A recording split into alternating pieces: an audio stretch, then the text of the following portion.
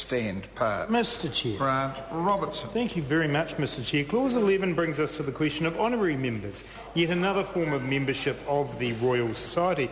And before I go into that, I did just want to correct something that my very good colleague Moana Maki said before, because she undersold herself. And that's unlike Moana Maki to undersell herself. She's a person of hear me out. She's a person of great talent and someone who should celebrate the achievements she's got, because she described herself as an ordinary member of the Royal Society of New Zealand. But in fact, a brief check of the website of the Royal Society will discover that Moana Maki is in fact what is described as a professional member of the Royal Society of New Zealand, and this is where a person who joins the Royal Society has their qualifications and professional experience recognised, and the Royal Society has to, I'll come to that, Mr Hipkins. The Royal Society then undertakes a process, and when they assess that that person's qualifications and professional experience are sufficiently high or sufficiently good, they become a professional member and are entitled to have after their name the letters MRSNZ,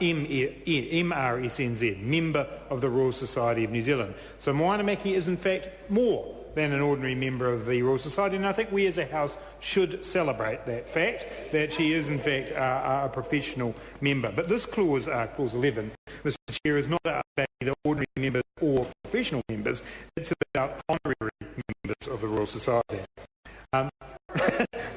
Celebrating your professional membership, Ms Maki, of the Royal Society.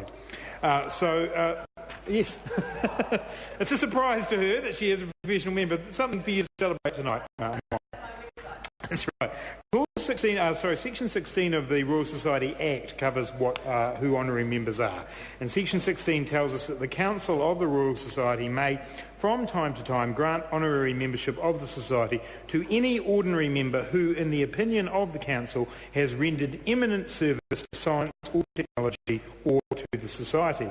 And perhaps significantly, Subclause 2 tells us that honorary members are not required to pay any levies to the Society. So that's and I think other members may wish to go into that a little more, but that is what describes an honorary member. So what we're doing here in Clause 11 is making sure that people who have provided eminent service are not only those who provided that service to science and technology, but also to the humanities. And this, it's been useful to work through the debate tonight on the different types of membership of the Society, from fellows through to companions and now on to honorary members, to recognise that the Society has processes in place to enable special recognition of those who are eminent scientists through the fellows, those who have contributed to the advancement in the knowledge of science, companions, and now those people who have chosen, as Moana Maki noted before, as any of us could do,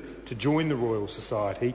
And then of those members who have joined the Royal Society, if they are people who have made a contribution or shown to be eminent in some way, then they are able to be described as an honorary member. And I think this is it's an important additional class of membership within the Royal Society, because there are many members of the Royal Society, and those who are professional members, like Moana Maki, and have made the contribution, can in time find themselves to be honorary members of the Royal Society. And so Clause 11 of the bill that's in front of us tonight ensures, I wonder, Dr Mapp, I do wonder, Dr Mapp, after the contribution I've been making to the Royal Society over recent months, whether they might consider honorary membership. I don't know. Far be it from me to put myself forward for that kind of position. Others may choose to. That is their choice. But it is obviously an important place within the membership structure of the Royal Society to have honorary members and be able to recognise people within that. There are some other classes of membership of the Royal Society, Mr Chair, including professional members like Moana Maki. There is also retired members, the people who are no longer working within the scientific area, and they obviously have the ability to be recognised, and student members. And that, I think, is a very important part of the membership class of the Royal Society, because it's a way of bringing people in to the Royal Society community at an early stage. What's that?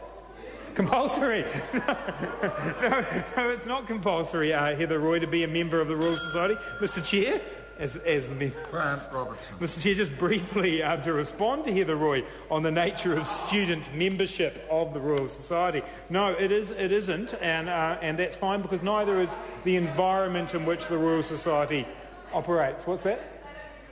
They don't need the money, did you say? Well, no, in fact, the Royal Society is very keen for people to join, and it's not just about the money. The Royal Society, as we've established in earlier parts of the debate around the question of members not getting a dividend or a profit, it's very members join because they're interested in science, and that's a very good thing. So, Mr Chair, I just really wanted to briefly add to my contribution to say that I think this is yet another example of the expansion of the membership to include the humanities here in the very important category of honorary members, and